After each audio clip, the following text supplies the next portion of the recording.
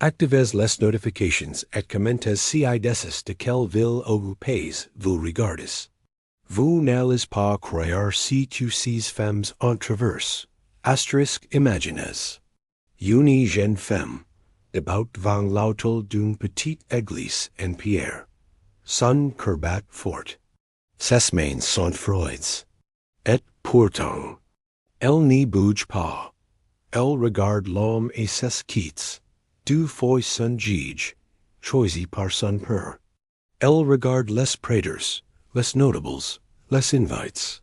Elle regarde ses mire, qui baisse les yeux, puis elle dit non. Un seul mot, non, si mot. Simple et court, vie la condamne. Car au Moyen Âge, une femme ne se refuse pas un mariage arrangé. Pas sans conséquences. Pas sans disparater de l'histoire écrite. Si recite ne parle pas de princesses. En de contes de filles. Il parle de celles dont on a écrit le nom des registres. Dont les lettres ont été brûlées. Dont les vies ont été infirmies.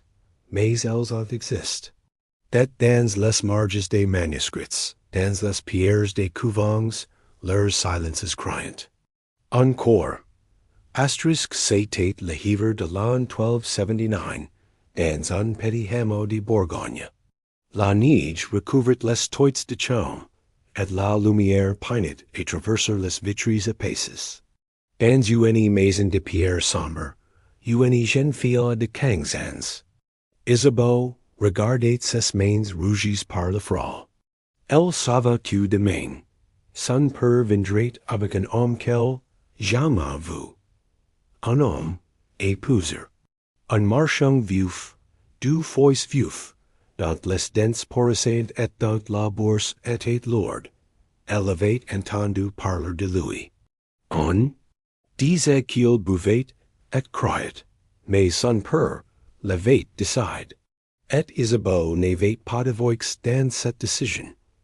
Cette nuit-là, elle n'y dormait pas. Elle s'élongea sur la pelle, écoutant le grincement du vent dans les falaises. Elle pensa à ses mères, mortes en couches, quelques années plus tôt. Elle pensa aux histoires que cette mère lui racontait à la lueur d'une bougie.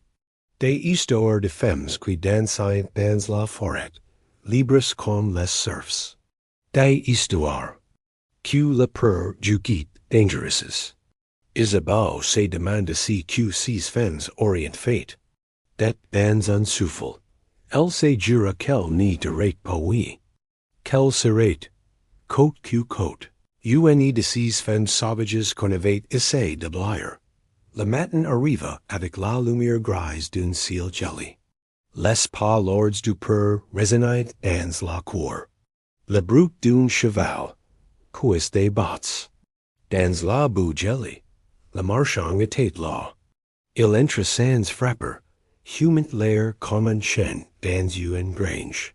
Ses yeux se posèrent sur Isabeau, avec une lenteur qui donna la nausée à la jeune fille. Il parla d'elle comme on parle d'un objet, robuste, silencieux, en cuisinière. Et Isabeau sentit quelque chose se briser en elle. Oh, peut-être nôtre, si n'était pas dans la paire. C'était plus ancien, plus clair, un refus. Ancestral. Quand le père n'a que les noces auraient lu le dimanche suivant, Isabeau dit non. D'abord doucement, puis plus fort. Le silence tomba dans la pièce, comme un manteau de plume. Le père n'y comprit pas. Oh, n'y voulut pas comprendre. Il leva la main. Elle n'y bougeait pas. Il la frappa. Elle n'y pleura pas. Le marchand lui ricana. Elle est sauvage, celle-là. Il faudra la dresser. Mais Isabeau, le regard plant dans celui de son père, répéta. Je n'y marierai pas. Et tout bascula. En l'enferma dans la grange. 3 jours sans lumière, sans pain. Les autres femmes du village patientes, certaines en silence. D'autres avec des insultes. Mais une vieille, Mahide, Deposa un bal de la shaw pres de la porte. Cette femme avait elle, aussi y promise un homme violent, autrefois. Elle n'avait pas eu le courage de dire non. Mais elle avait voulu mourir. Trois filles author d'elle. Dat dans le geste discret de si bal de lait. Il y avait eu une mémoire partagée. Un acte de résistance dat la nuit. Isabeau revêt d'une forêt. D'un rousseau au elle, levait ses chevaux. De voix féminines qui l'appelaient doucement, sans peur ni jugement. Elle se réveillait, avec les larmes aux yeux, non de douleur, mais d'un espoir si fragile qu'il brûlait. Elle comprit que son corps lui appartenait encore, qu'aucune main n'avait le droit d'indisposer sans son accord. Et que même enfermée, elle portait une vérité que personne n'y pourrait voler. C'était sa liberté. Intérieure, invisible, mais indestructible. Quand le dimanche arriva, l'église fut décorée, le prater fut convoqué. Le marchand attendait, nerveux, en se frottant les mains. Le père, rouge de honte, ordonna qu'on amène Isabeau de force. Mais la grange était vide. Une petite planche du mur avait été déplacée. Et dans la boue derrière la grange, il n'y avait qu'une paire de traces de pas, leggers, déterminés, vers la forêt, pendant des semaines, des hommes cherchant Isabeau. Ils fouleront les bois, interrogeront les lavandiers, les burghers, les ermites, mais non ni la retrouva. On racontait qu'elle s'était noyée, qu'elle avait été mangée par des loups, que sorcier l'avait enlevée. Mais les vieilles du village, elles, disaient autre chose. Elles disaient, puis la forêt l'avait acculée. Que chaque fois qu'une jeune fille refusait de dire oui, on entendait au loin, dans les branches, un chant ancien. Celui d'Isabeau. Ainsi commence notre recette. Non par une fin héroïse, mais par un acte de courage. Isabeau n'était qu'une des premières. Dans les chapitres à venir, nous suivrons d'autres voix, d'autres corps, d'autres silences. Certains furent brûlés, d'autres enfermés, d'autres oubliés. Mais toutes ont existé. Et en les racontant, pas either pouvons nous leur rendre si que l'histoire leur avole, le droit de dire non. Et d'exister, malgré tout, asterisk dans un couvent isole, au sommet des collines du Limousin, les sourds gravent parfois des mots. Sur la pierre, pas des versets, pas des prières, mais des noms, des prénoms de femmes. Ils apparaissaient dans les pierres de Puits, au revers des linteaux, sur les murs intérieurs du jardin clos. Des noms effacés par le temps, graves la pointe d'une aiguille, ou d'un clou. Des noms de celles qui n'avaient plus de famille. Celles qu'on appelait refusaient, indomptés, oubliés par l'Église. Et pourtant, ces noms demeurent. Silencio, mais entiers. On imagine souvent les couvents comme des prisons. Et certains l'étaient. Mais d'autres étaient des refuges. Pour celles qui avaient fui un mariage imposé, une grossesse non voulue, ou un peu violente. Elles y entraient en silence, les yeux baissés. Mais avec les jours, certains relevaient la tête. Elles apprenaient à lire, à écrire, à chanter. Elles apprenaient aussi à écouter la pluie tomber sur les vitraux, et à tisser des mots. À l'intérieur de leur solitude date la sœur Alice, en 1293, écrivait dans une marge de manuscrit. Je suis arrivé ici avec le vent dans les bras. Je n'avais rien. En I dot, en I pardon. Mais j'ai encore ma langue, et mes mains. Son écriture était fine, presque effacée, mais ferme. Elle n'avait que d'acceptance, qu'un son pour le free et un chevalier en échange done. Cheval de guerre. Elle s'échappa la veille des noces, catchy dans un chariot de faring. Elle marqua des jours entiers, pides news, jusqu'ici monastery, au murs cavers de lire. Elle frappa trois fois. Et un viel sur ouvrit la porte. Alice n'a jamais prononcé de vous. Elle vivait dans une petite cellule, entre le potager et la bibliothèque. Elle copiait des textes anciens à la main, avec un soin presque sacré.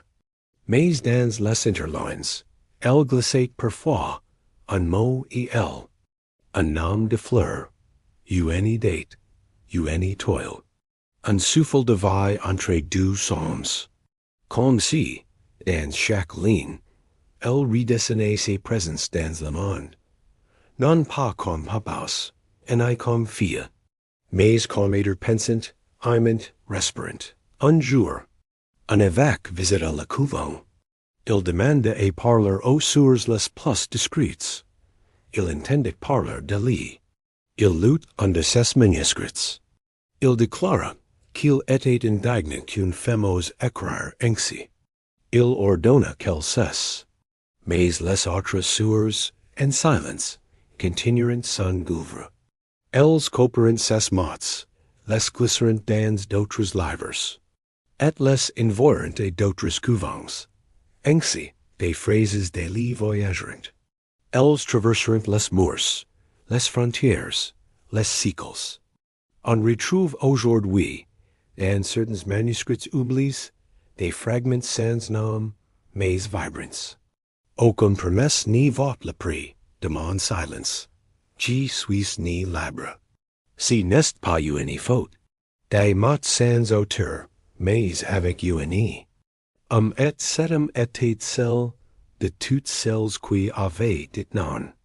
Et avait survécu, dans les marges de l'histoire. Asterisk.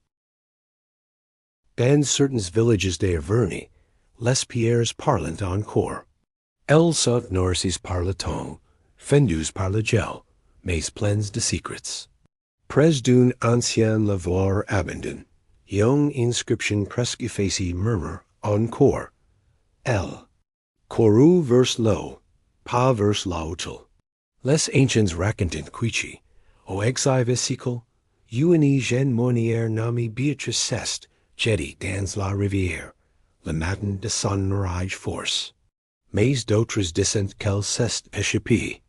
Par les bois, que ses robes flottent sur l'eau pour faire croire à ses morts. Que depuis, les lavandiers entendent parfois une voix chanter dans le brillard, une voix qui dit non, une voix qui continue à marcher. Les hommes de l'œil de l'époque appellent ces cas des fous irrationnels. On les jugeait. Selon le droit coutumier, quand une femme refusait l'union, elle devenait par défaut folle ou possédée. Car d'ailleurs non, dans un monde régi par le silence des femmes, était déjà un acte d'insubordination. Béatrice fut condamnée par contumace. Le notaire retoura son nom dans les registres, et le remplaqua par une note, non soumise. Ses biens furent confisques, et ses familles humiliées. Pourtant, les chants au bord de la rivière continuèrent. Le droit pouvait l'effacer, mais l'eau la portait, dans le silence des ateliers de tissage, entre les fils tendus et les gestes repeats, des femmes racontaient son histoire et voix basse. Elles parlaient de Béatrice, comme d'une sainte païenne, un patron des épouses. Fuentes, elles brodient un petit signe sur la doublure de leurs tabliers, comme un talisman contre les chains invisibles. Personne n'y l'expliquait. Mais celles qui brodient le signe n'y baissaient pas les yeux. Elles savaient qu'elles n'étaient pas seules. Un jour, un enfant de 8 ans, en jouant près de la rivière, trouva une botte en fer sous une pierre plate. À l'intérieur, des boucles de cheveux tresses, une page roulée, et une bague. Brisée, sur la page, un mot, je me suis choisi. Le cure interdit qu'on en parle. Mais Lafayette raconte l'histoire as a grand mire, qui la transmit à ses fils, et ainsi, de génération en génération, le nom de Beatrice n'y disparut jamais vraiment. Il se glissa dans les rêves, dans les chansons et la veille, dans les murs humides des maisons de femmes, si qu'on n'y dit pas autrefois, finit par vivre autrement. Sous la terre, dans la brume, dans les gestes quotidiens. Les femmes qui descendent non devenaient des fantômes, mais pas ceux que l'on craint. Des presences bienveillantes, discrètes, guidant les pas de celles qui hésitaient et furent. Les murs des vieux villages portent encore leurs empreintes. Un morceau d'ongle dans la pierre, une trace de souris. Un nombrature, puis réécrit. Et le silence, chargé d'une cri ancien. Si chapitre n'est pas une légende, c'est une transmission. Un fil tendu entre les levers fermes du passé, et les oreilles ouvertes du présent. Et si vous tendez l'oreille, la prochaine fois, que vous marquerez près d'une rivière, vous entendrez peut-être Beatrice. Elle n'y crie pas, elle n'y pleure pas, elle chante. Et dans ces chansons, il y a toutes celles qui ont dit, je me suis choisi. Asterisk et l'aube, dans certains couvents du nord de la France, il arrivait que les murs tremblent. Pas à cause du vent en I du gel, mais à cause d'une son quoiqu'un sort ne sait nommer. Un cri bref, continu, venu des profondeurs. On disait qu'il venait du sous-sol, des cryptes, ou des anciennes cellules mûries. Mais en vérité, il venait d'un souvenir. Celui d'une femme qu'on avait enfermée non pour ses péchés, mais pour son refus. Elle s'appelait Eleanor. Et elle avait dit non à un abbé. Eleanor était la nièce d'un seigneur. Belle, vive, éduquée. Mais on l'avait envoyée au couvent des ses 2 ans, pour servir d'échange spirituel et une alliance militaire. Elle n'y voulait ni de la prière imposée, ni du silence force, ni des regards durs des clercs. Elle écrivait des poèmes dans les marges des antiphonars. Elle faisait rire les novices en imitant les évêques, et elle disait, les yeux livres vers les vitraux. De n'a pas fait mes mains pour se croiser genu, mais pour cueillir la vie. Ces mots finirent par l'enfermer, pas dans une cellule, mais dans une niche sans porte, pendant des années, personne n'y parle d'elle. Mais chaque nuit, une soeur, secrètement, descendait déposer une poem, une lettre, un chant murmure. Eleanor servicat. Son corps maigret, mais son esprit devint tranchant comme une plume dorée. Elle écrivit sur les pierres avec des hostels. Elle grava ses pensées sur les murs. Quand elle mourut enfant, si fut avec un sourire, parce qu'elle savait que ces mots ne veillent pas et vains. Als vibrant encore, dans la pierre froide. Des siècles plus tard, lors d'une restauration, un archéologue découvrit ces niches. Elle lut les inscriptions. Et elles ont cru me réduire au silence. Mais le silence m'a rendu immense. Je n'y suis pas morte. Je suis inattente. Et surtout, un jour, quelqu'un lira ceci. Et alors, je renaîtrai. Cette femme, du XXI siècle resta sans voix. Elle pleura, doucement, face à une femme du XII. Et dans ses larmes, Eleanor respirait de nouveau. Les poèmes d'Eleanor furent copies, traduits, transmis. Des étudiantes les licenciant dans les amphithéâtres, les bibliothèques, les cercles de parole. Certains les scrivaient sur leur peau, comme une mémoire vivante. D'autres les chantaient en boucle, les yeux fermés. Eleanor était devenue Unsuful, uni braise sus les senders. Uni etoile oubli revenu dans le ciel des femmes. Chaque fois qu'une fille descend non quelque part, le cri du cloder résonne plus fort. Non plus comme une plainte, mais comme une note d'espoir. Si que l'histoire n'a pas os consigner, la pierre la prodige. Si que les préters ont voulu effacer, les fans ont chuchote. Aliener n'a pas eu de tomber, en I d'epitaphe.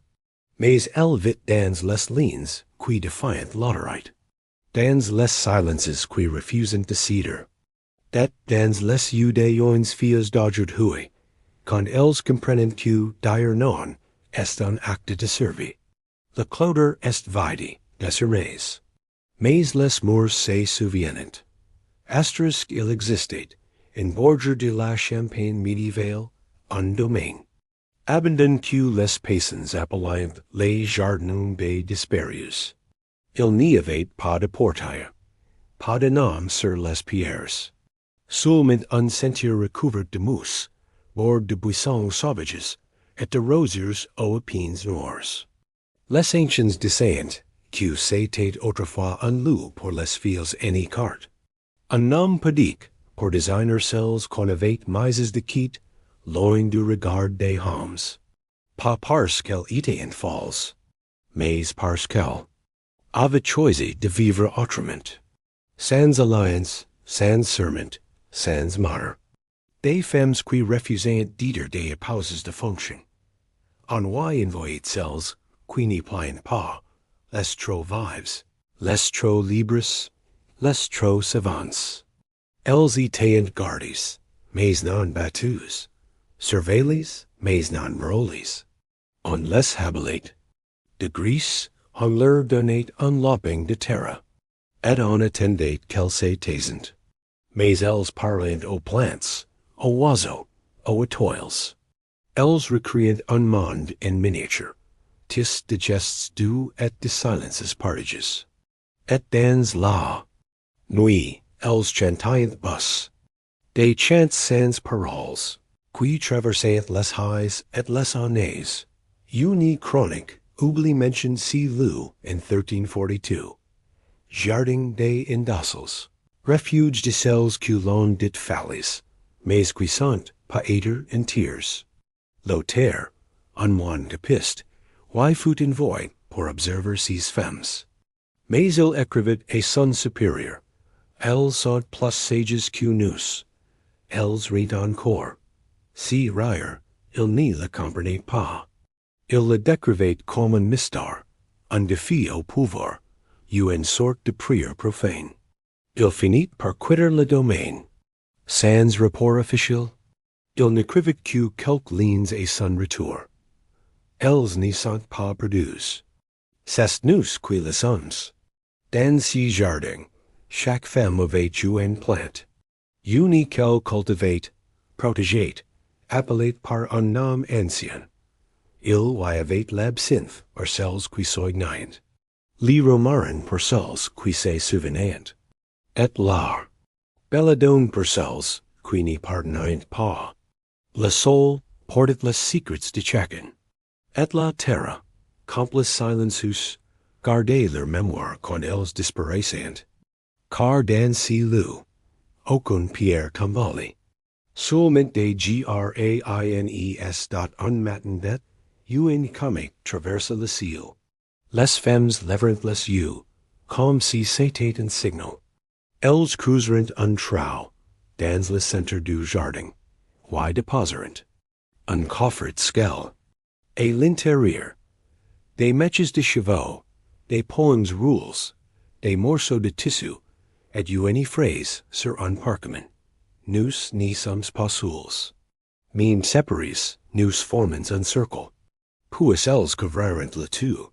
De terre, et replenchent par de ces uncircir.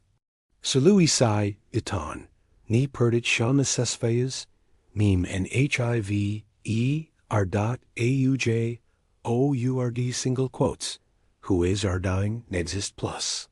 Un champ de bal le recouvert.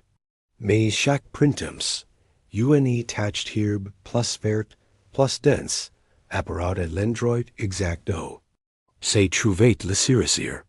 Et certains femmes qui passent law, sentent un chaleur monter dans leur poitrine, sans raison.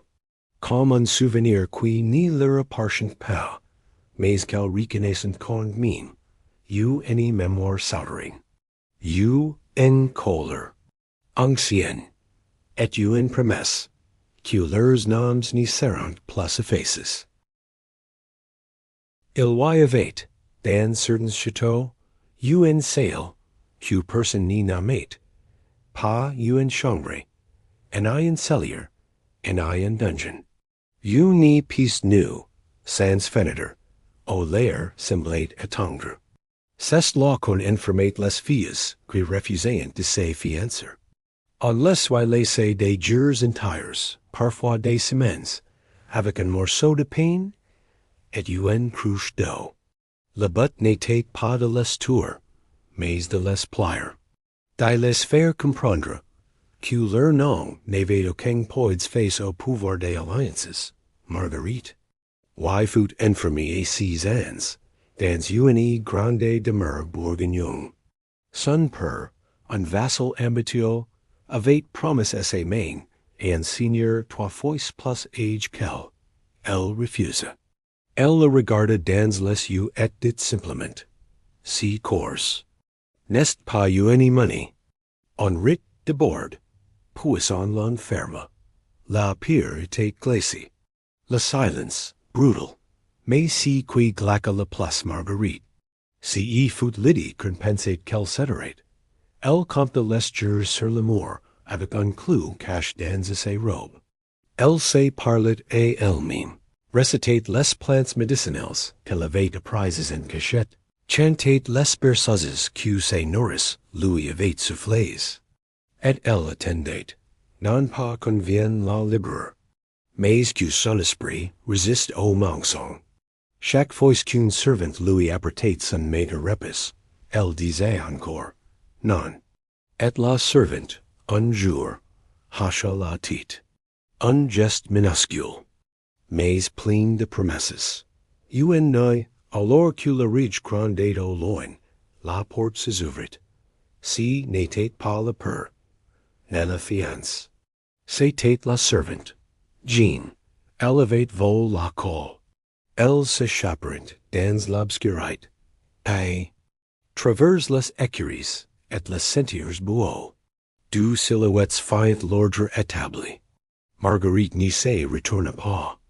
Elle savait que si elle voyait la tour du château une fois, quelque chose en elle se briserait. Alors elle courait, sans souffle, jusqu'au matin. Elles trouvèrent refuge dans une abbaye oublie, tenue par des femmes ages, retirees. Du monde, pas des nonnes, pas des épouses. Des femmes entre les deux. Elles accueillirent Marguerite et Jean sans poser de questions. On leur donna un lit, une soupe chaude, et le silence des jardins. Là, elles restaurant. Marguerite cultivate des herbes.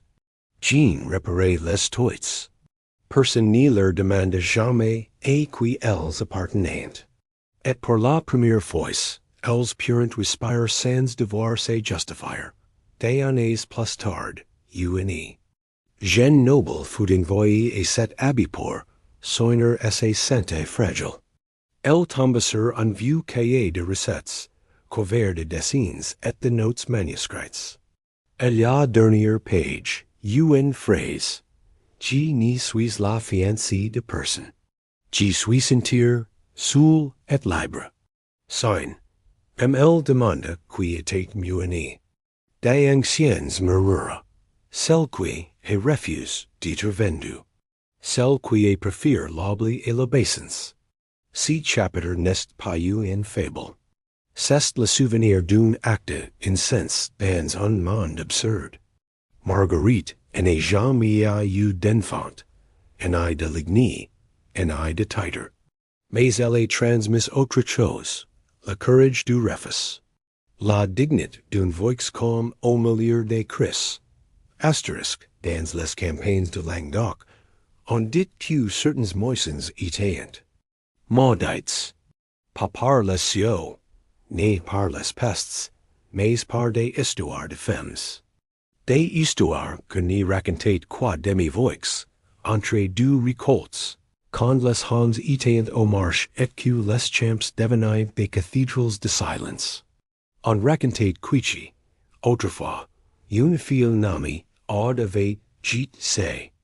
Courant de fleurs dans le feu, le jour de ses fiancales. Devant tous, sans un mot, que les balles n'y poussèrent plus jamais tout et fait droit sur cette terre. Auditate fille de méters, les peaux brûlées par le soleil, les bras solides.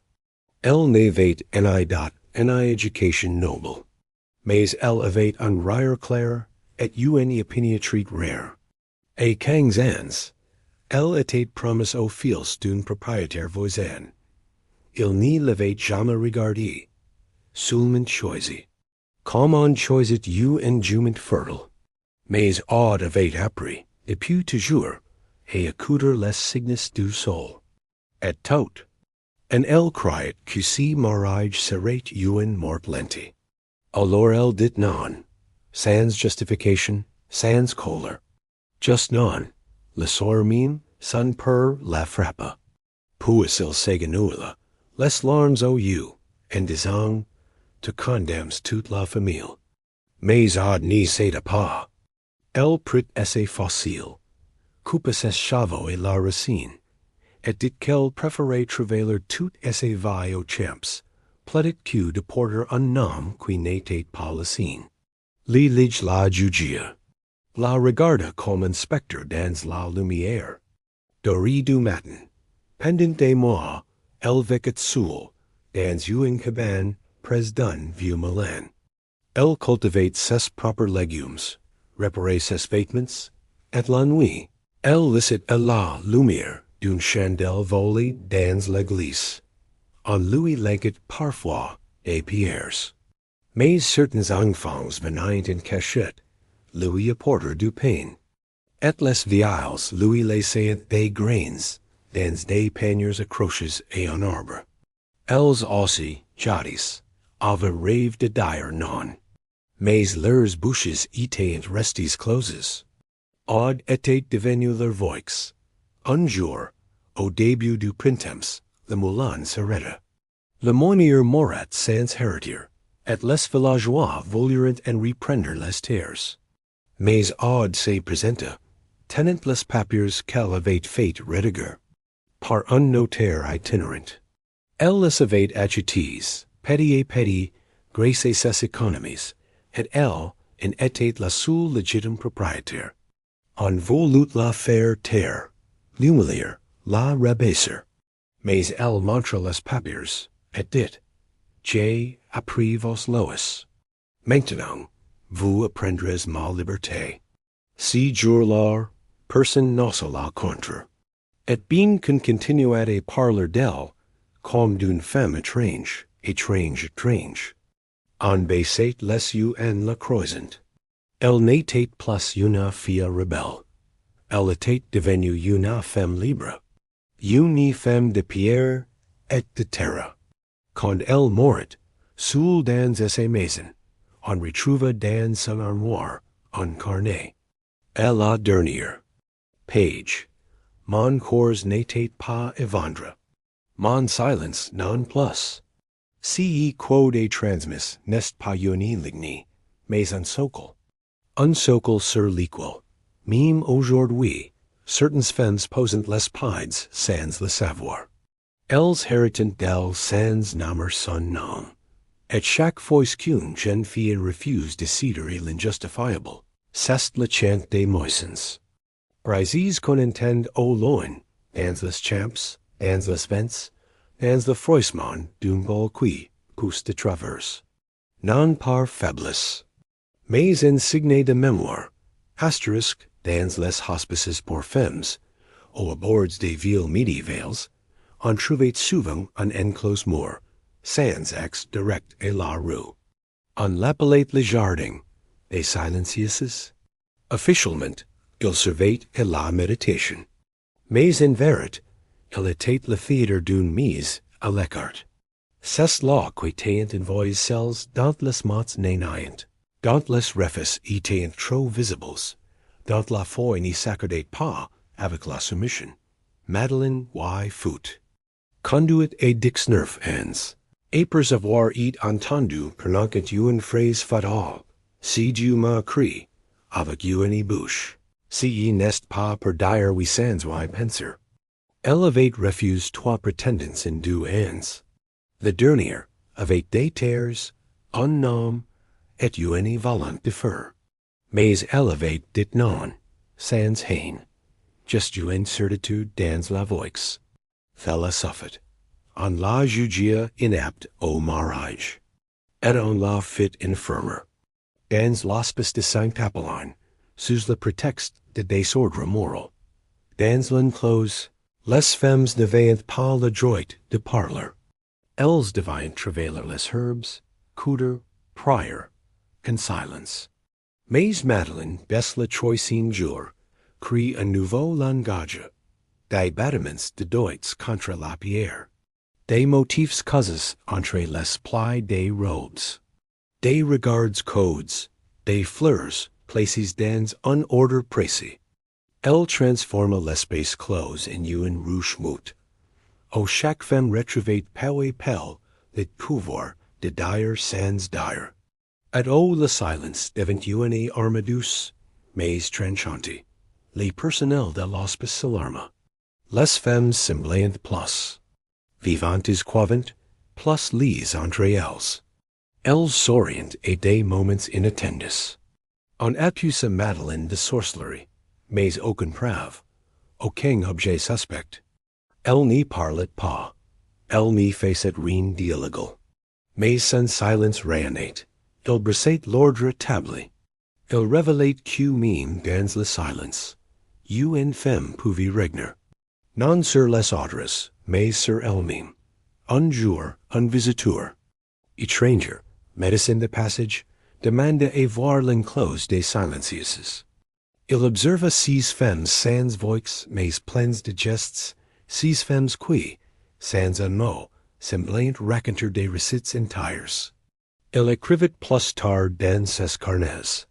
Il voyait dans ces silences une langue plus ancienne que le latin. Un langage, ni du refus, nor de l'injustice, et trempe dans la dignité. Après quelques années, le personnel fut rempli. Les nouvelles religieuses, plus bienveillantes, laisseront les femmes coudre librement. Certains broderont leurs histoires sur des nappes, des rideaux, des vêtements de lit. Chaque fil, chaque motif, était un chapitre de résistance. Quand Madeleine mourut, on retrouva sous ses pallias un tissu recouvert d'inscriptions. Un alphabet du silence, avec une phrase tissée au centre. On peut faire taire, mais jamais m'entendre. Aujourd'hui encore, dans certains couvents anciens, on retrouve des broderies incomprehensibles. Des motifs qui n'y suivent aucune logique religieuse ou décorative. Mais si l'on observe bien, on voit des letters, des mots, des noms oubliés, et l'écho discret d'une langue née dans l'enclose. Une langue que seules celles qui ont dit non savent encore parler. Une langue faite de dignité. Et les droit de dire non, qui n'y vaut pas appartenir, qui vaut aider. Et si verbe aider résonne encore dans les pierres freudes de certains tours. Dans certaines églises rurales, on trouvait encore des pierres d'odal, portant de fines traces blanches, comme des veins de sel cristallisées dans le granit. Les anciens disent si sont les larmes de pierre, mais certains historiens les appellent. Autrement, les empreintes du repentir imposent. Car là, durant des siècles, des femmes furent agenouillées de force, accusées d'avoir défié la loi des hommes sous prétexte de loi divine. Leurs péchés? avoir refuse un mariage. Avoir. Choisir le silence au lieu du serment. Avoir fui. Heloise fut l'une d'elles. Fille d'un modeste enlumineur. Elevate grandi omelier des couleurs et des mots. Elle recopiate des poems anciens, des priors, mais aussi des fragments interdits. Elle imite un garçon pauvre, sans nom, sans terre, mais riche d'histoires. Et de mains hables.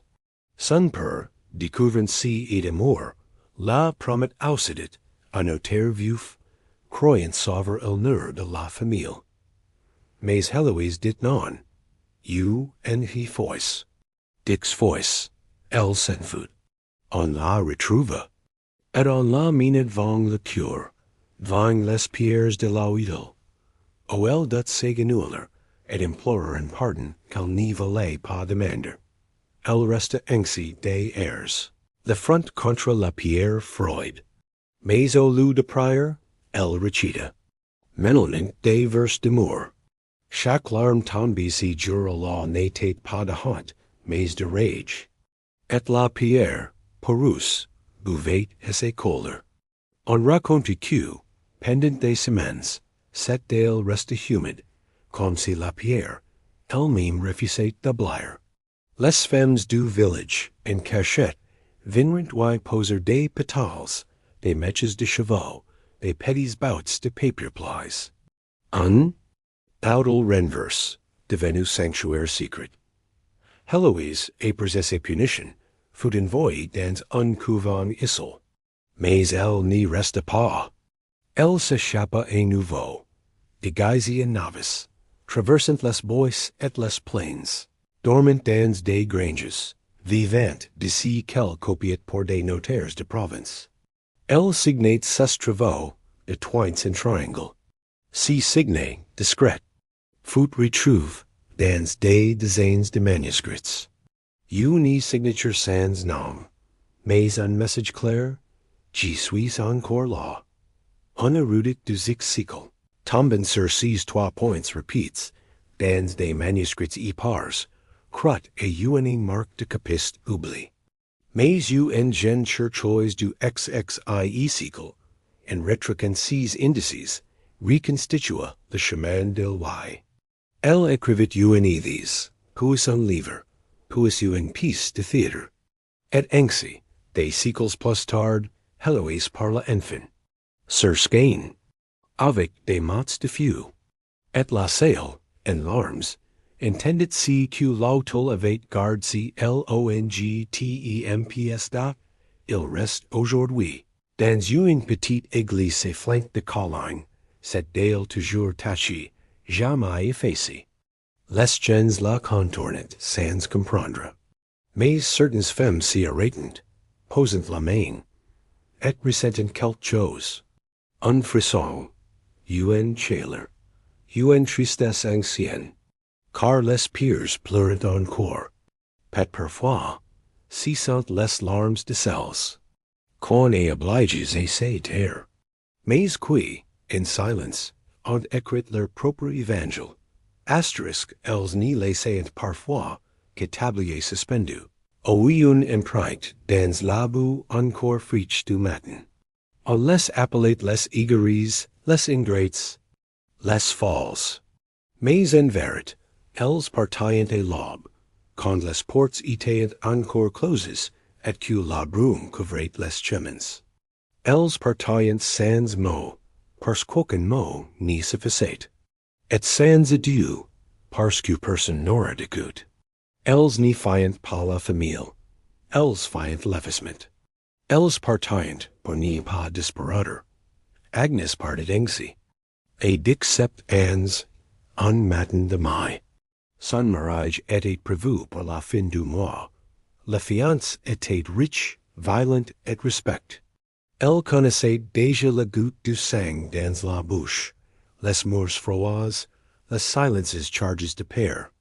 Essenir avait dit, c'est mieux pour toi. Tu n'as pas le choix? Alors Agnes prépara une besace, vola du gouffes et un bout de pain. Elle partit avant les coqs. Et marca vers l'est, el dormit, dans les ruins d'un vieux pressoir. Travailla un semaine chez un burger, qui n'y passait pas de questions. Puis elle trouva une vie ferme tenue par deux sources. Elles avaient foué, elles aussi, jadis. Elles l'accueillirent, lui montreront la terre, la lumière, et la promesse d'une vie sans matter. Dans cette ferme, personne n'y portait vie. Beg, mais tout le monde se tenait la main. Si il n'était pas un feuer, c'était une respiration. Les sourds lui racontent l'histoire de leurs propres départs. L'une avait foué le couvent, l'autre un mirage consanguin. Elles avaient marché longtemps, puis décidé habiter là où personne n'y voulait vivre. Elles cultivant, soignant, écoutant. Elles faisaient du fromage, des plantes médicinales, et énervaient parfois des choses que d'autres voulaient. Oubliez, des letters, des matches de chevaux, des souvenirs de liberté. Agnes resta. Elle apprit les cycles de la lune, le cri des chouettes, la manière de parler aux arbres. Elle n'avait plus peur. Et chaque année, elle allait au son mariage. Devait avoir lu, elle allumait une bougie sous face à la colline, non pas pour ses souvenirs, mais pour affirmer, j'ai choisi. Et le vent portait cette décision loin, très loin. Un jour, une autre fille arriva, le regard éteint. Elle n'y parlait pas. Mais Agnes la reconnut. Mine de marche, mine silence intérieure, mine besoin de se reconstruire sans brute. Elles, ni durant rien pendant 3 jours. Puis Agnes lui tendit une tisane, et murmura, tu n'es pas perdu, tu es en chemin. Et la fille pleura. Les femmes qui partaient de l'aube formaient une chaîne invisible. Elles n'y se voyaient jamais. Toutes en même temps, mais leurs pas faisaient écho à travers les siècles. Une constellation de refus, de départs, de recommencements. Et chaque fois qu'une jeune fille choisit aujourd'hui de se caudre, de n'y pas céder, de partir sans crier, c'est Agnes qu'elle saute, par-delà la brume, par-delà la peur. Asterisk, dans certains abbeys, on trouvait des manuscrits étranges. Pas so recopis en sales scriptoria, mais des feuilles plies, causes dans les doublers des robes de bure. Des fragments de phrases, des priors réécrits, des poèmes déguisés en recettes. Alles portaient une encre pale, presque effacée. Mais à la lumière de la bougie, les letters réapparaissaient, comme si le parchemin lui-même avait attendu des siècles pour parler. Ces textes étaient signés par des initiales féminines, parfois un simple point, parfois rien du tout. On les appelait les manuscrits fantômes. On pense qu'elles furent écrites par des femmes cloîtrées, qui n'avaient pas choisi leur voile. Elles avaient été envoyées très jeunes, souvent après avoir dit non à un mariage. Le couvent était leur prison, mais aussi leur encrier. Elles y trouvaient, entre les murs austères, le temps d'observer, de penser, de crier. Mais elles n'avaient pas le droit. Écrire sans autorisation était un péché grave, surtout pour une femme. Alors elles cachaient leurs plumes dans leurs manches, et leurs voix dans les fibres du tissu. L'une d'elles, nommée Béatrix, avait un don pour l'enluminure. Mais on lui interdisait d'orner les textes saints. Alors elle décorait les marges. De son propre missile personnel, avec des dessins minuscules, des clefs, des oiseaux en cage, des mains ouvertes. Chaque motif avait un sens, un cri contenu. À l'intérieur d'une lettering, elle peignait un visage de femme aux yeux bandis. Et sous la peinture, cachée entre deux couches, elle inscrivait « J'y va plus que vous ». On retrouva des siècles. Plus tard, Ces écrits causes dans les hourlets de esse robe funéraire. Les soeurs levaient in Sevely avec tendresse, mais sans savoir qu'elle portait sur elle l'histoire de toutes les voix balinaises. Dans l'un des textes, elle écrivait, si l'on m'avait laissé parler, j'aurais raconté les couleurs du silence. Et dans un autre, les morts n'y répondent pas, mais à elle est accountant, je le sais. Elle transformed esse reclusion en laboratoire de lucidité. Et l'interdiction en art SACR et acute dot plus tard. UNE paléographie découvert que plusieurs motifs attribués et témoins anonymes avaient fait et dessins par la même main que celle de Béatrix. Es ligne était fine, légèrement tremblante, mais obstinée. Elle apparaissait dans des manuscrits de Metz, de Tours, de Reims. Comment ces dessins avaient les voyages? Par des lingers, des nourrices, des pèlerins silencieuses, des femmes qui passaient sous les radars des scribes, mais qui portaient en elles une histoire en fragments. Un récit cousu au fil du souffle .auj, OURD single quotes hui encore, dans les ateliers de restauration, quand on détache le fil d'un ancien vêtement liturgique, on trouvait parfois un mot, une date, un prénom. Ils n'y figurent dans aucun registre officiel, mais ils palpitant. Et dans chaque mot retrouve, il y a une victoire secrète.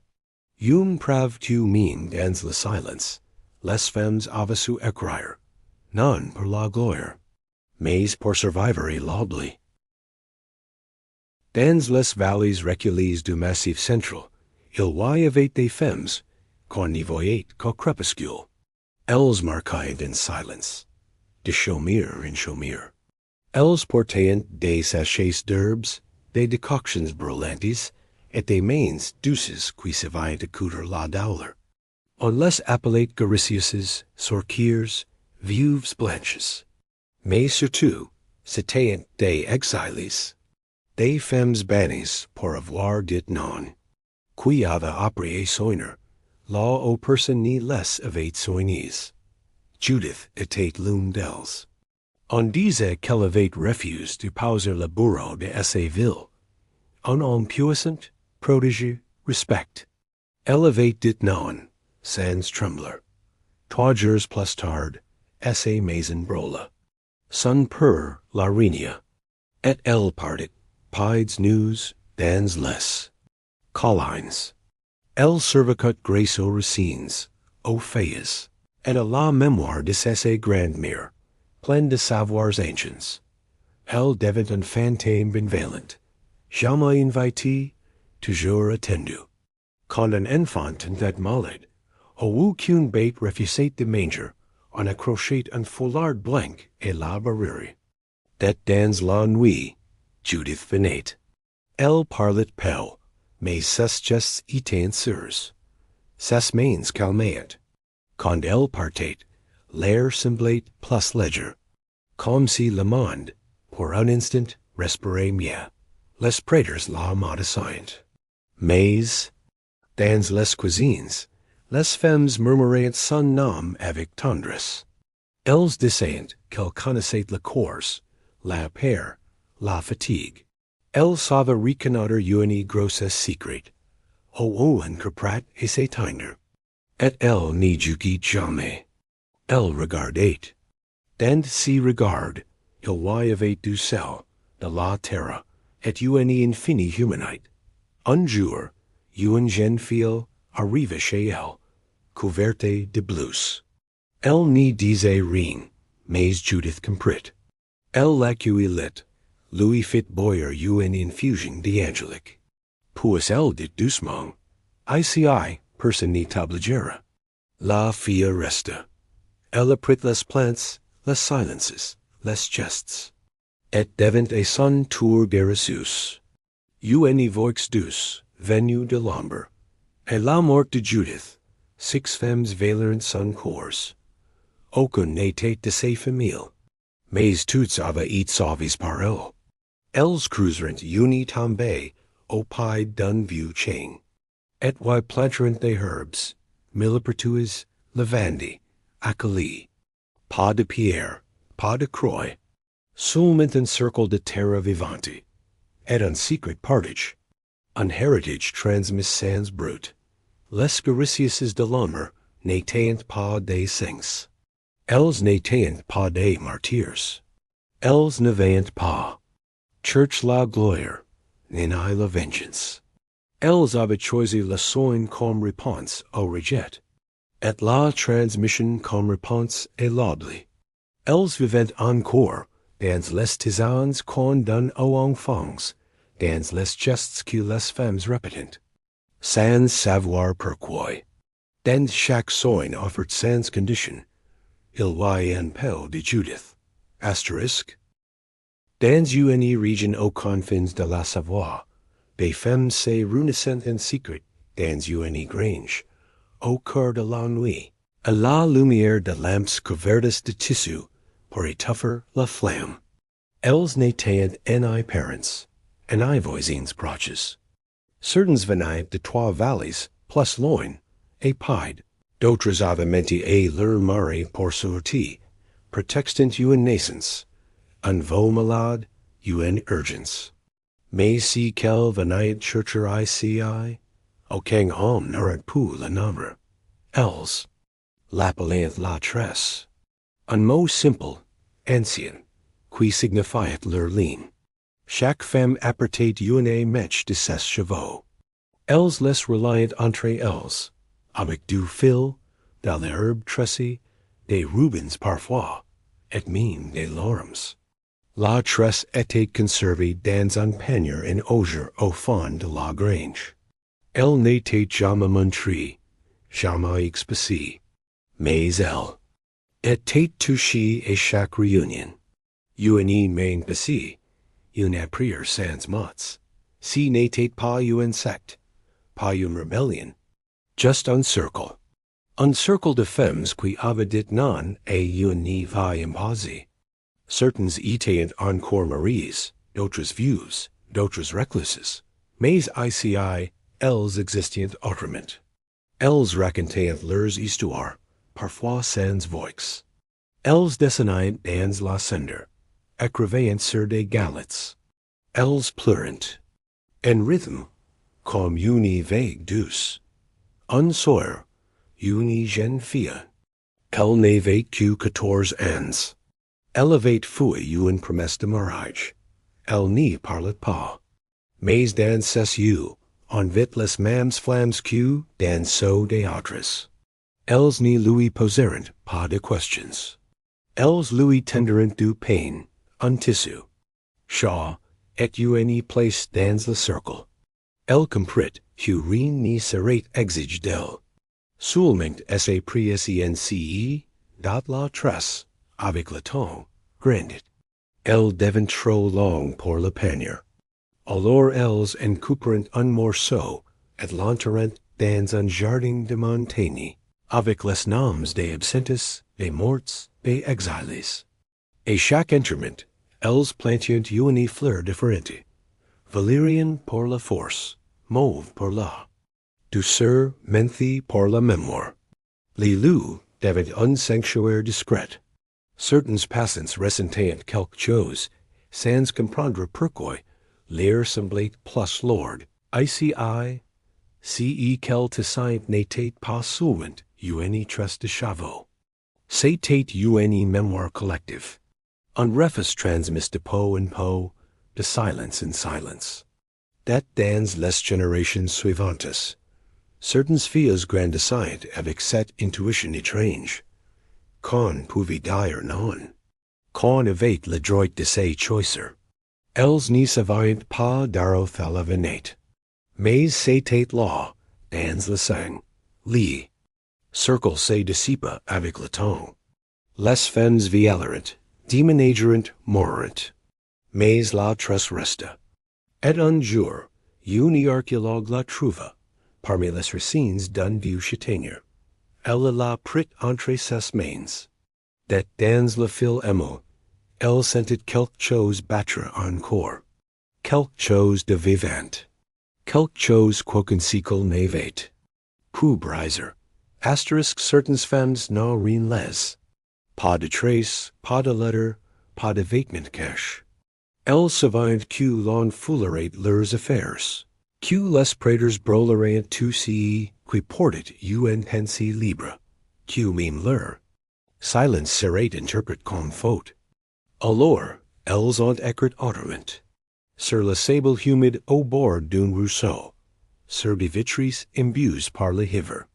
Ou sur la bouée de leur souffle. Assis contre une pierre froide. Lucille vivait dans un hameau de la Reine. Elle avait la réputation d'être ravieuse, lente, étrange. Les villageois disaient qu'elle regardait les pierres, comme si elles allaient répondre. Elle refusait 3 positions de mariage. Et chaque fois, elle s'absentait pendant plusieurs jours, vivant les mains noircies, les yeux olieux. Son père l'enferma. Essaie mir la supplia. Elle n'y parle jamais. Mais un jour, la rivière charria des pierres couvertes de cygnus. Des enfants les trouvèrent en jouant. Des symboles simples, graves à la pointe d'un silex. Des circles. Des spirals.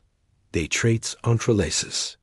Ils les montrèrent à leurs parents, qui crurent à un jet, ou à une prière païenne. Mais une vieille femme du village, aveugle, en touchant une des pierres, dit, c'est une voix. Et tout le monde sait tout, car la vieille n'avait pas. Parle depuis d'Ixens. Lucille disparut pauepers. On pensa à un suicide, à une faute, à un envoûtement. Mais chaque printemps, la rivière rapportait une nouvelle pierre. Toujours avec les mêmes signes. Un jour, un érudit tenta de les traduire. Il en tira une hypothèse, une écriture du refus.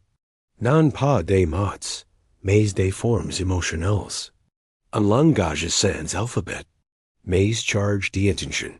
Certaines femmes, apprenant cela, commencèrent à faire de même.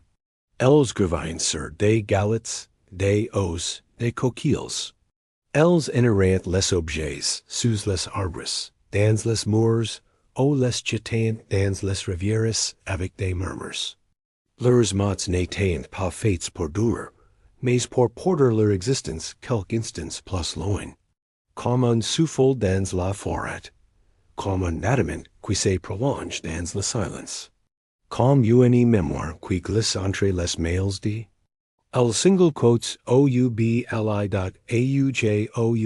single quotes hue, dans certaines expositions de musées, des objets sans signification claire sont présentés comme artefacts domestiques.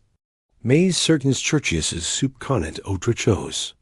Elles voient des motifs repeats, une logique intime, un lexique de formes codies entre femmes. Elles appellent cela mémoire fluide, car elles n'y s'inscritent en dans la pierre, n'en dans les livres mais dans l'intuition, dat dans la transmission mute entre mains. Lucille n'a jamais eu d'attendre. Mais chaque fois qu'une fille trace un motif dans le sable sans savoir pourquoi, elle lui rend hommage. Chaque fois qu'une femme écrit pour sa face, elle réinvente ses langues. Et chaque fois que mot n'est pas être dit, mais vibre con. Même entre deux souffles, c'est elle qui parle. Et si qui n'y devait pas rester. Reste. Asterisk on la trouvait et flanc de falaise, là où la terre hésite à devenir mer. Unis in basse, couverte d'ardoises sombres, et demi-dissimulées sous.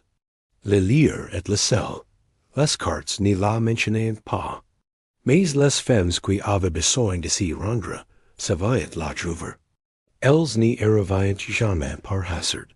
C'était un lieu dont on parlait sans le nommer, dans les larmes échappées au coin d'une pute, ou dans les silences partages entre deux galettes passées au FEU.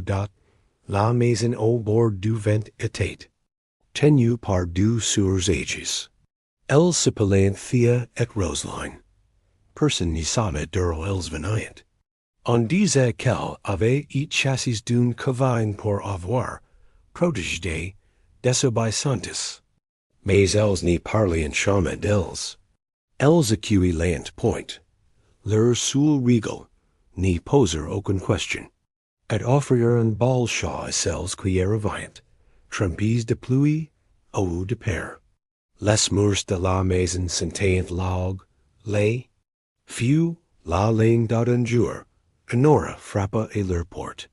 Elle n'avait que 6 ans, les jaws ravagés par le froid, les yeux remplis d'une mêling de terreur et de soulagement.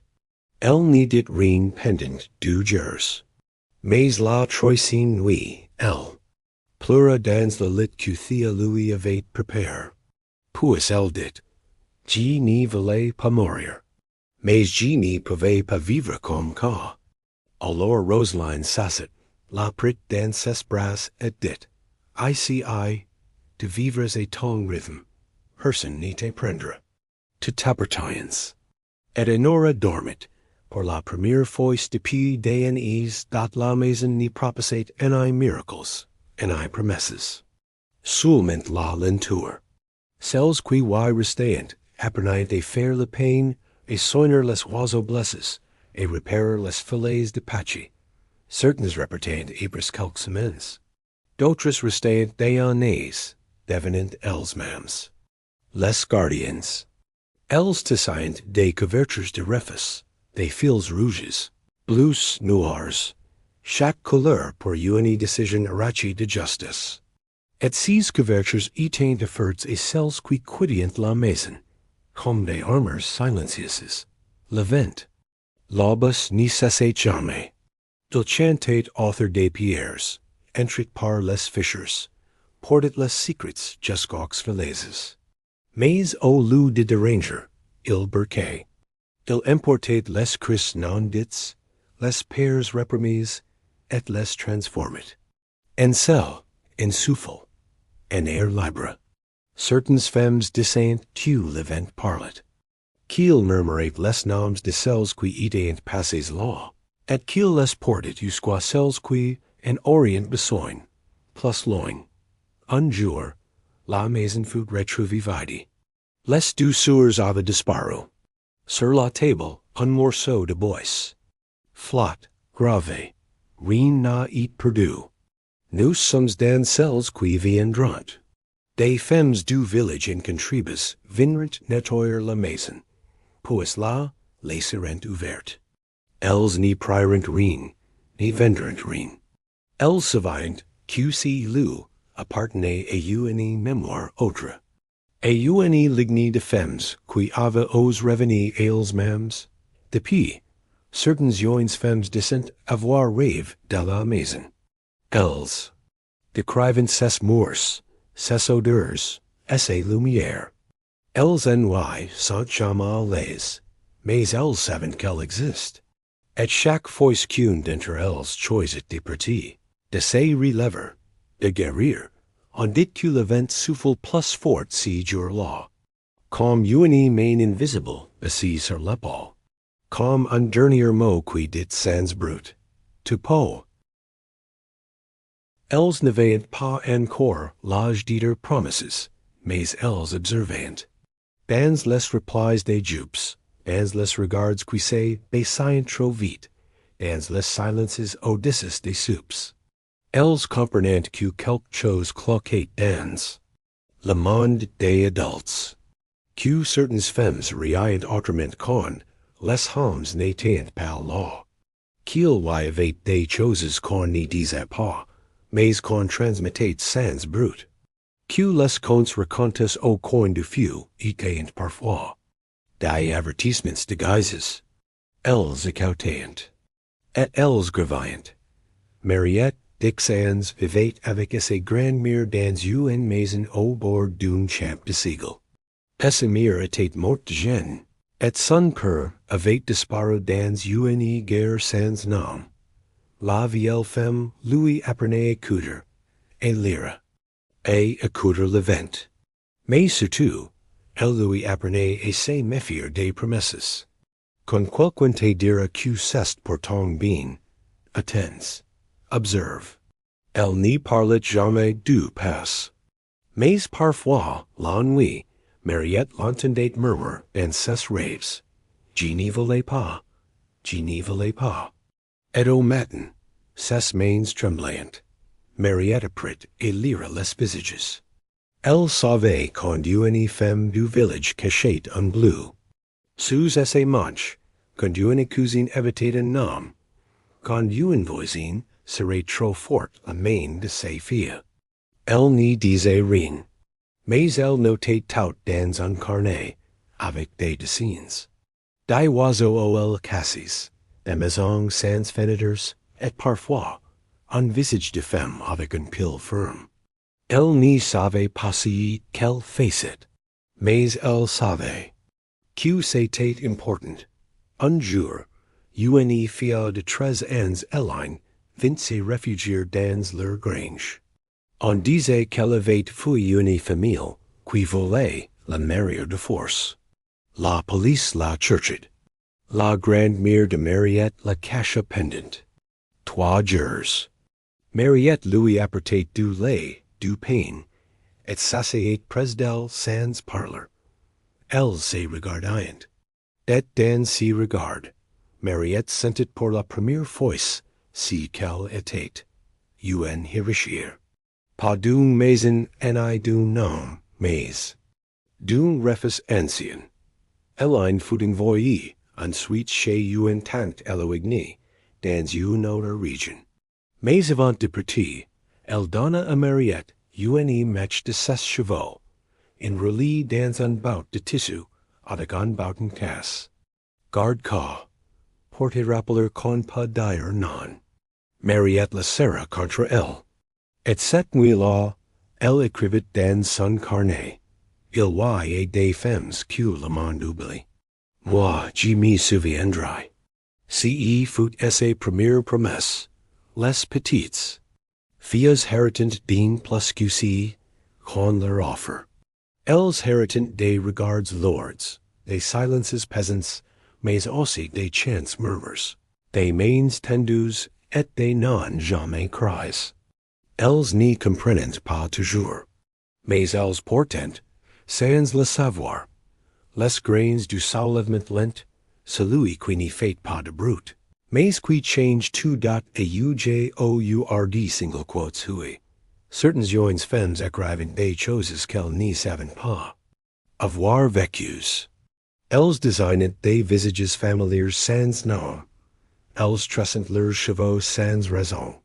Elles gardent des boutons dans des bottes, sans comprendre pourquoi. Et si on leur demande de quoi vient, elles répondent, je n'y. C'est pas, c'est en moi. Et elles ont raison. Elles sont les petites héritières astérisques. Elles n'ont pas été in lettres. Elles n'y se sont pas perdues. Elles sont parties. Deliberément, lentement. Elles ont effacé leurs traces dans la neige, change leurs noms dans les registres, coupent leurs chevaux, rollent leurs anciens habits. Elles ont abandonné les murs connus, pour se reconstruire dans un monde qui ne les attendait pas. On les appelait folles, hérétiques, volés. Mais elles n'étaient rien de tout cela. Elles étaient lucides, trop lucides. Et le monde n'aime pas les femmes lucides, claires en faisait partie. Elle avait et promise et un homme influent, mais cruel.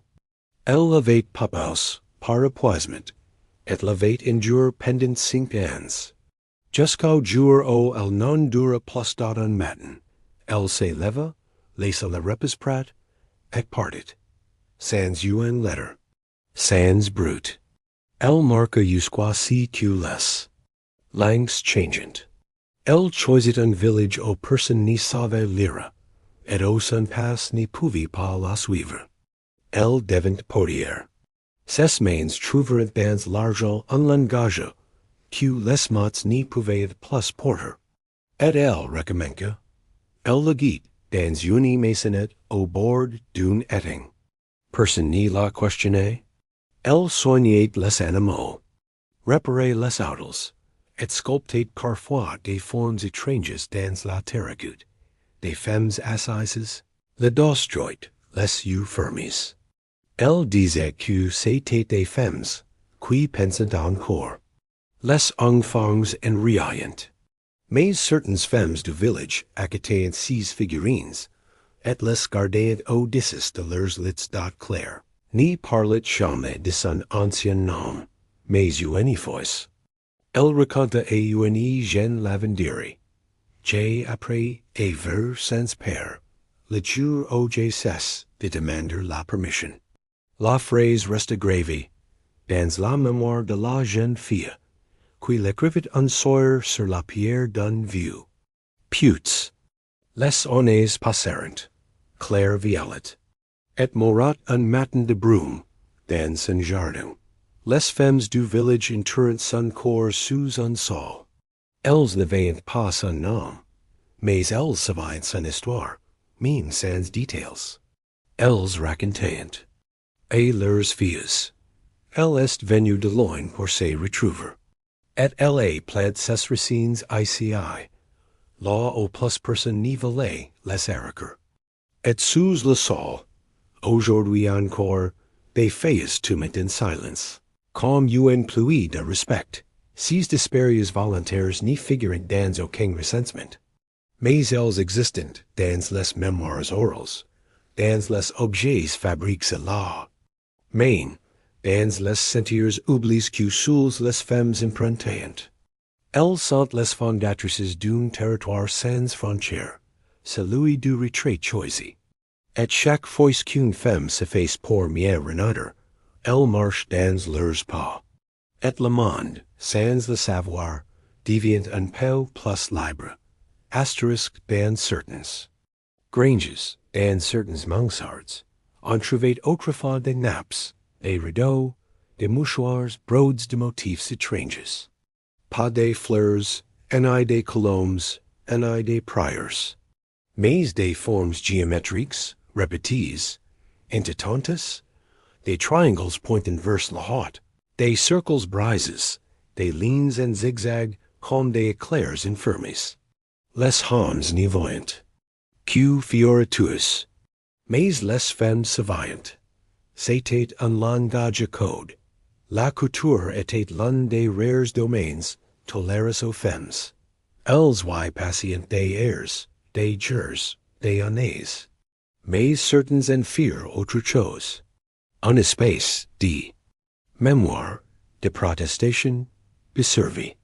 Elles racontaient leurs histoires en fil.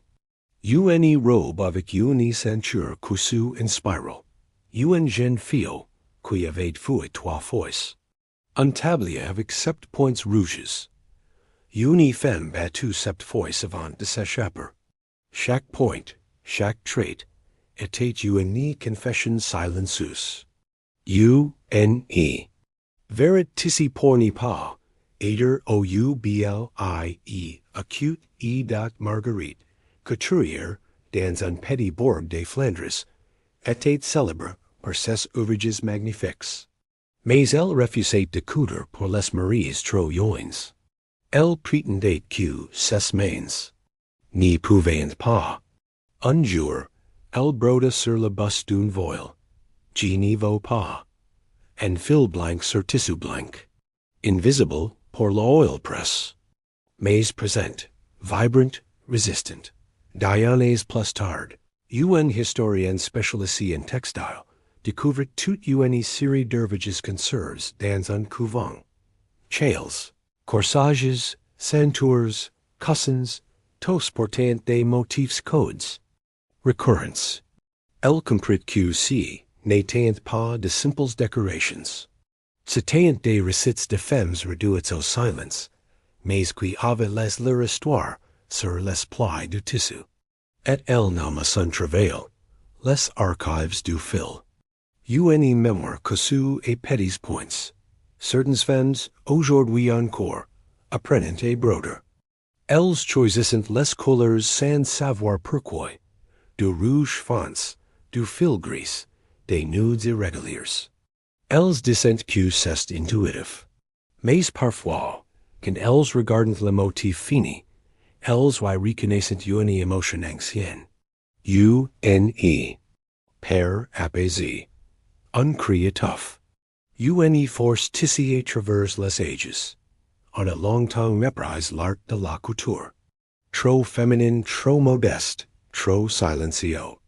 Mais elle est, pour des milliers de femmes, le seul livre au inscrire leur histoire sans être brolis.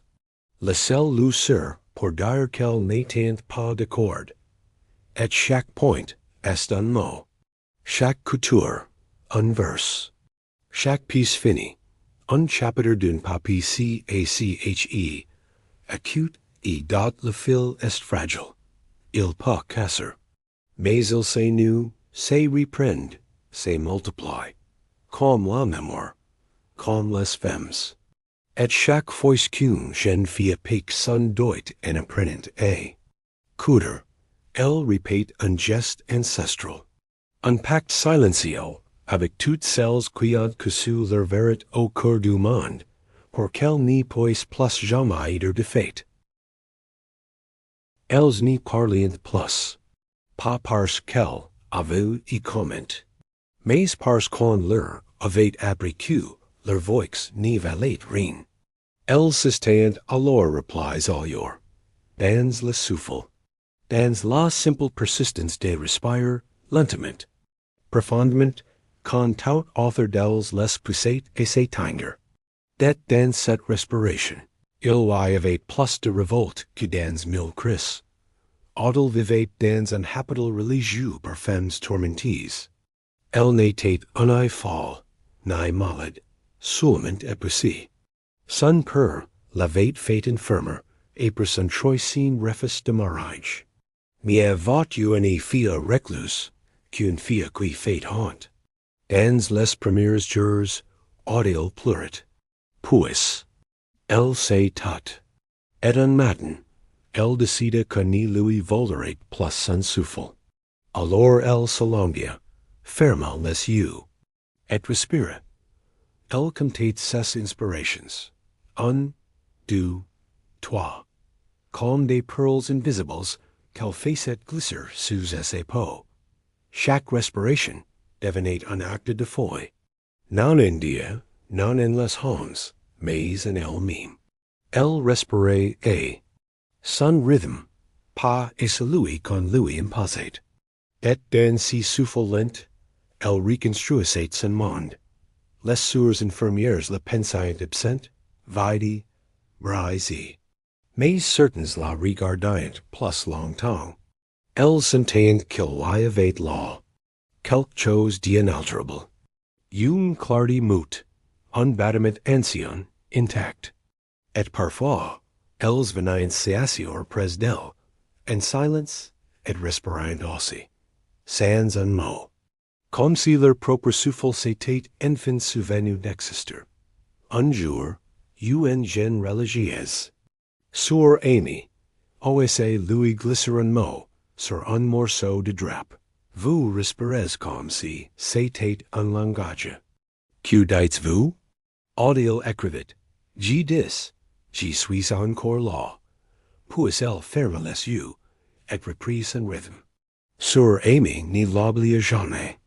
Elle apprit aux novices à respirer avec intention, comme on apprend une prière secrète. Années plus tard, quand Odile mort, on retrouva sous son nautilus un tissu roule. Dissus, causes et la main, des mots espaces par des lignes. Inspire, garde, expire, libérer. Un mantra ancien. Une méditation ni d'un refus. Et une ni promesse. Tant qu'elle reste un souffle, rien n'est perdu. Aujourd'hui, dans certaines pratiques de respiration, dans le yoga, dans les soins post-traumatiques, des femmes du monde entier redécouvrent ces rythmes oubliés. Elles respirent pour se guérir. Elles respirent pour se retrouver. Et sans le savoir, elles rejoignent Odile, et toutes celles quiant refusent de tuffer. Meme in silence. Asterisk els cuisinant comme en prix. Les manches retroces, le regard baisse, les gestes précis. Mais si quel tuleant dans les marmites n'était pas que pour nourrir, c'était aussi pour preserver. Preserver leur esprit. Preserver celles qu'elles aimant. Preserver si que ni leur laisser jamais écrire, leur vérité. Alors elles la déposent, en silence, dans les recettes. Et chaque plat devenait une page vivante d'un livre qu'on n'y brûlerait pas. Geneviève, cuisinière dans un grand domaine du Sud, avait appris Turgeon à mêler les herbes avec intention. Elle disait que le romarin calmait la colère, que la femme protégée, et que la laurier, si était cueillie en lune noire, pouvait aider une femme et dire non. Personne n'y la prenait au sérieux. Mais toutes les servantes venaient la voir. En secret, avec des questions qu'elle ne savait formuler. Un jour, la nièce du seigneur annonça ses fiancées avec un homme cruel. Elle souriait, mais ses mains tremblaient. Geneviève lui offrit une tarte aux figues, parfumée d'une infusion d'angélique. Elle dit simplement, mange lentement, et écoute ton cours. Le lendemain, la jeune fille tomba malade. Rien de grave, une fièvre douce, une faiblesse étrange, mais assez pour retarder les noces. Dat dans ce délai, elle trouva la force d'écrire une lettre, et de fuir. Geneviève fut congédiée, mais elle laissa derrière elle un carnet, dissimulé dans une botte et épices. Il n'y contenait que des recettes, mais chaque recette portait un titre énigmatique, pour retrouver la voix, pour tenir debout épers la paire, pour repérer si qu'on est brise, sans qu'on la voie. Chaque plat était une métaphore, chaque combinaison une formule de soin. Des années plus tard, une descendante à la maison retrouva ce carnet. Elle le transmit à une amoriste. Et ensemble, elles en firent un petit manuel confidentiel, partage entre femmes dans des ateliers discrets. Aucune publicité, aucune prétention, mais une chaîne de transmission culinaire, où les saveurs guident les émotions, et où les recettes servaient autre chose qu'à nourrir. Et c'est par single quotes, huit, certaines femmes.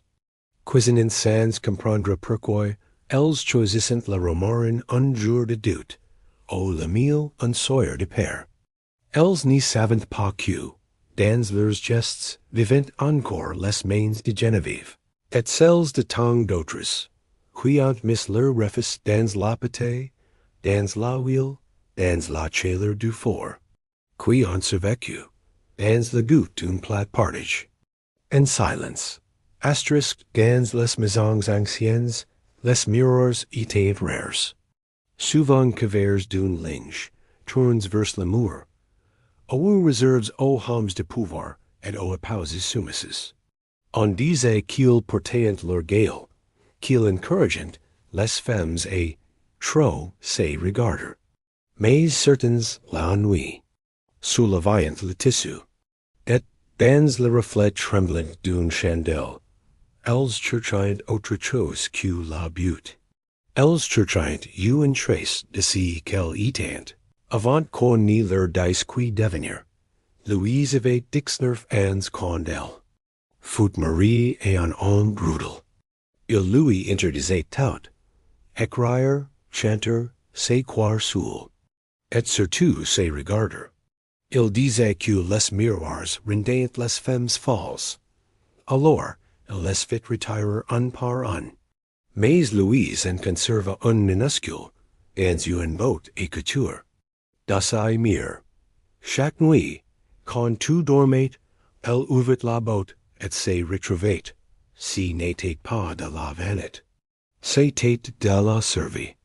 Elle ne se regardait pas, pour se plaire, mais pour ses souvenirs de son regard d'enfant.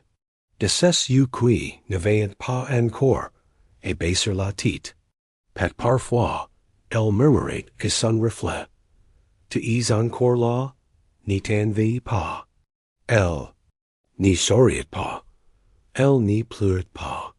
Elle regardait, et c'était suffisant. Un soir, elle grava dans le cadre une voice du miroir. Avec une aiguille et broder, je refuse de disparaître. C'était la première phrase qu'elle osait formuler depuis des mois. À partir de ce jour, son visage changea, moins ferme. Plus net, les reflets devint un espacer. Un lieu intérieur qu'aucune violence n'y pouvait entacher. Un lieu de résistance. 10 années plus tard, une de ses filles retrouva le miroir dans un tiroir. Elle avait toujours entendu que ce mirror était fragile. Mais en tenant l'objet, en découvrant les mots graves, elle sentit autre chose. Une force, une détermination. Et un message transmis à travers le verre. Elle l'y posa dans essai. Chambre, sans l'expliquer personne. Mais chaque matin, elle s'y regardait, pas pour se croire. Pour ses souvenirs, les miroirs n'y mentent pas. Mais on est appris aux femmes, et ni plus s'y croire. Et voir dans leur propre reflet une erreur, une faute, une faiblesse. Alors, certains ont décidé de regarder autrement, de regarder malgré tout. Det dans le miroir, elles n'ont pas vu la soumise, et ni la coupable. Elles ont vu la survivante. Et chaque reflet devenu promesse est une victoire contre le single quotes EFFACEME.AUJOU single quotes. Oui, des femmes se regardant en silence, devant un miroir fil, une vitrium bu, une quillerie poli. Elles n'y cherchent pas à plaire. Elles cherchent à aider. Pat parfois, dans ces regards croisés, une voix ancienne leur souffle. Tu es encore là. Et ces reflets déviant, pour une seconde, les visages de toutes celles qui ont refusé de disparaître. Asterisk, elles n'y parlaient presque jamais. Elles étaient les tantes discrètes, les voisines solitaires, les nourrices sans enfants, les sages femmes. Sans mari, on les appelait pour les naissances, les duels, les crises. On les remerciait à peine. Et pourtant, on leur confiait l'indicible. Des confidences à voix basse, dans les couloirs sombres, dans les greniers, dans les cuisines vides. Elles écoutaient, gardaient, Catherine en faisait partie. On disait qu'elle était née sans langue, car elle n'y répondait jamais aux questions. Mais les femmes du village savaient. Elles frappaient à sa porte, avec les yeux rouges, les lèvres serrées, le vent tendu de père. Catherine préparait. Duthie passait une couverture sur les épaules, et attendait que les mots viennent. Elle ne crevait rien, mais elle se souvenait de tout. Un jour, une jeune Marie frappa, le visage marque. Elle resta assise en silence, pendant des airs. Puis elle murmura, si j'y pars, aspirant que j'y suis folle. Catherine la regarda longuement. Puis lui tendit un sac déjà prêt. Du pain sec, une flasque d'eau, un foulard, et un petit billet roule. Elle n'avait pas à eu besoin d'entendre. Elle savait. Le billet disait simplement, tu n'as pas besoin de demander la permission pour aider un tir.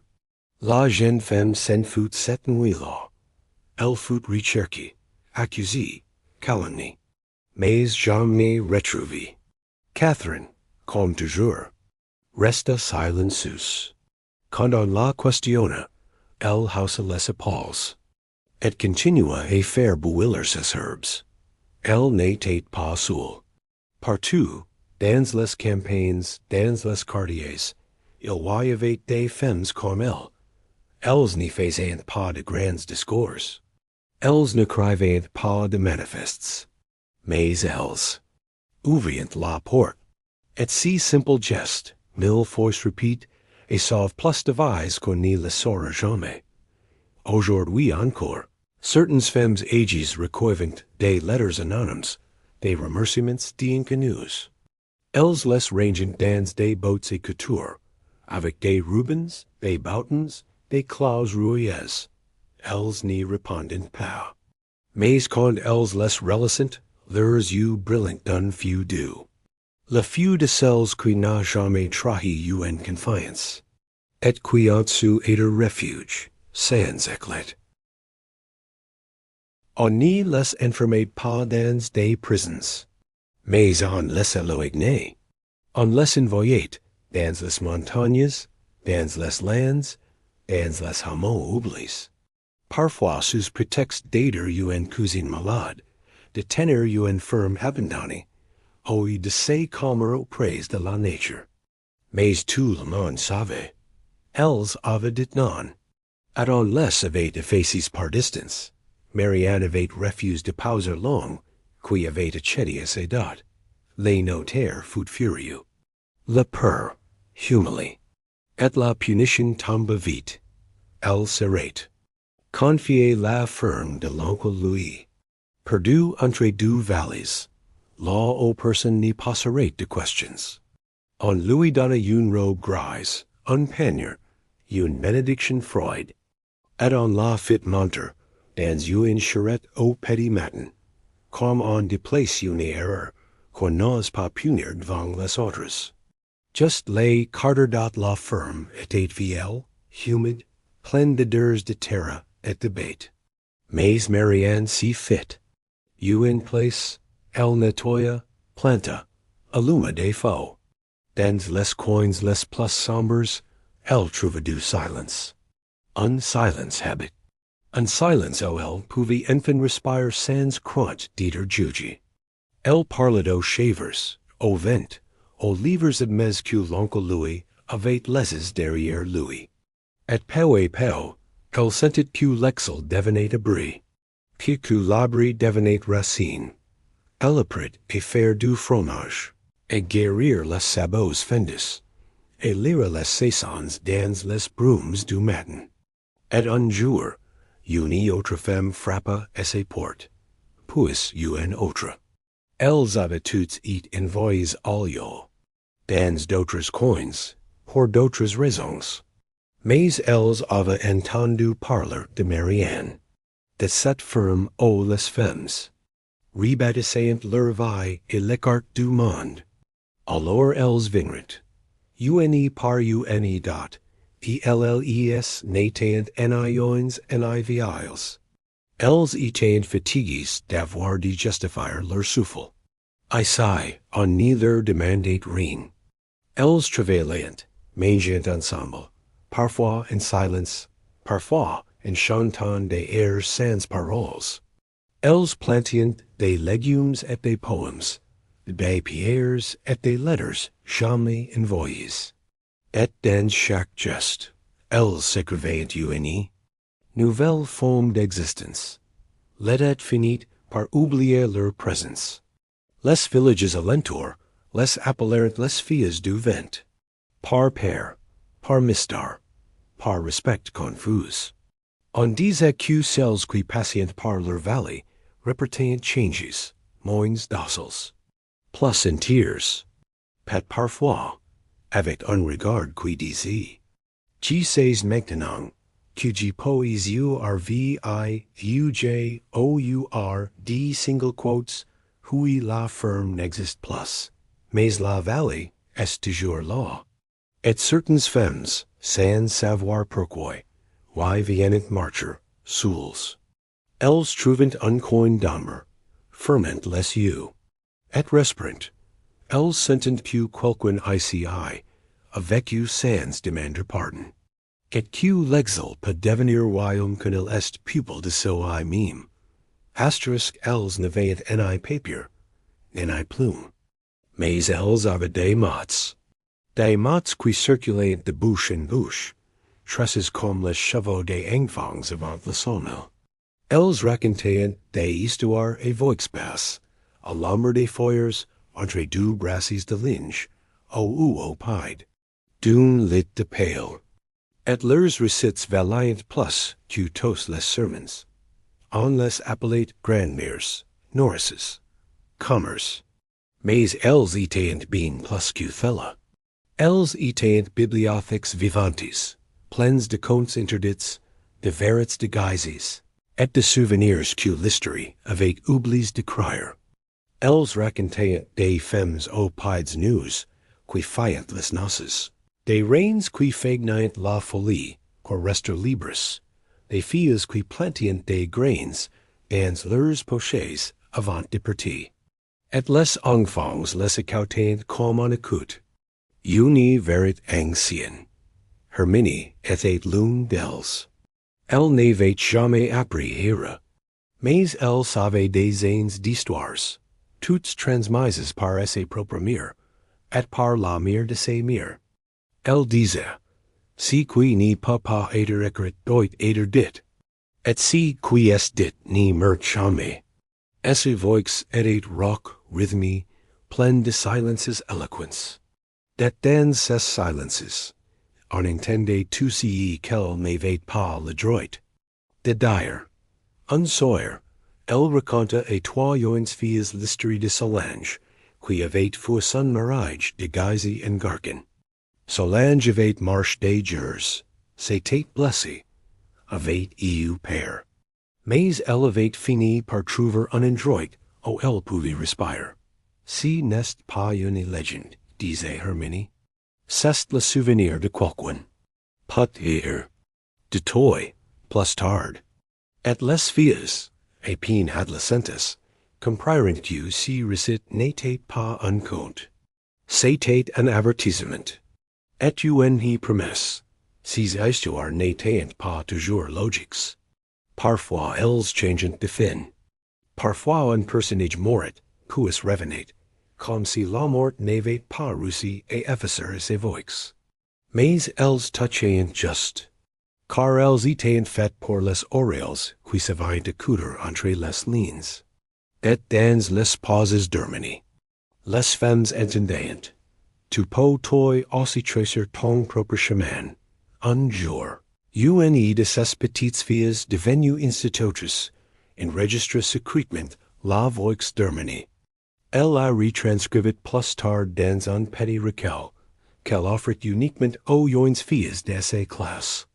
Elles n'y comprenaient pas tout, mais elles sentaient que ces phrases venaient d'un lieu profond.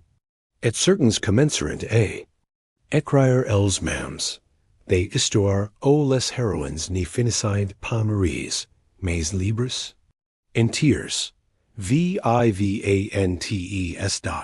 Les passeuses d'histoires n'ont pas de statues. Mais elles vivaient dans les recettes murmures dans les cuisines, dans les berceuses au creux des bras, dans les mots qu'on répète sans savoir d'où ils viennent. Elles sont la mémoire d'un pupille sans livre. Et leur héritage n'est pas fait d'arches, mais de chair, de voix, de feu. Tant qu'une femme osera racontera une autre femme l'histoire d'une refusaient, elles vivront .*ELLES savaient qu'elle en avait plus pour longtemps. Leurs mains tremblantes, leurs jambes refusaient parfois de les porter. Mais leur mémoire, elle, restait droite. Même cabossée, même truie. Et dans leurs derniers jours, un besoin les traversait, ni pas parti sans dire, sans passer le relais, pas pour aider célébres, mais pour que si qu'elle avait porté mur, pas avec elles. Céleste, 90 ans, avait toujours été une femme discrète, ni scandale, ni dispute, ni journal intime, just une vie de silence et de service. Mais la veille de est morte, elle demanda à voir sa petite fille. Elle lui prit la main longtemps. Et dit, Si tu n'as jamais dit a person. J'y veste le diary toi. Pas pour que tu me comprennes, mais pour que tu n'aies pas peur de vivre autrement. Elle raconte comment, et dix-huit ans, elevate fouet en mariage arrange.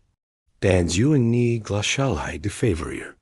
Comment elle avait vécu 2 ans sous un faux nom, couturière dans une autre ville. Comment, un jour, épousée, elle était revenue. Non pas pour demander pardon, mais pour exister ses façons, dans l'ombre. Cat comment, pendant toute sa vie, elle avait choisi le silence, non par faiblesse, mais par choix stratégique dans la petite fille. Écoutez le cœur battant. C'était comme si, soudain, le monde changeait de forme. Elle comprenait pourquoi. Sa grand-mère s'était parfois absentée sans mot. Pourquoi elle causait avec tant de précision, et pourquoi elle avait toujours dit, n'y fais jamais quelque chose juste pour qu'on t'aime. Cette phrase, désormais, résonnait autrement. Plus forte. Plus vrai. D'autres femmes, dans d'autres maisons, prononcent aussi leurs derniers murmures. Certains au sous du sawmill, d'autres dans un souffle court, entre $2. Elles descendent des prénoms effaces, des lieux interdits, des décisions qu'elles avaient prises et contre-courant. That dans ces aveux, il n'y avait ni plainte, ni regret. Seulement une lumière tranquille. Les jeunes femmes qui les écoutaient n'y pleurent pas toujours. Elles recevaient ces récits comme un recueil un cahier. Freud déborde, poèse tiède, comme si elle avait été forgie pour elles depuis longtemps. Pat parfois, sans comprendre pourquoi, elles se redressaient un peu plus le lendemain. Marquant. Autrement. Écrivaient une phrase qu'elles n'avaient jamais dire. Ces derniers murmures, fragiles, sont des fondations invisibles. On n'y les inscrit pas dans les pierres. Mais elles vivent dans les décisions intimes. Choisir le silence.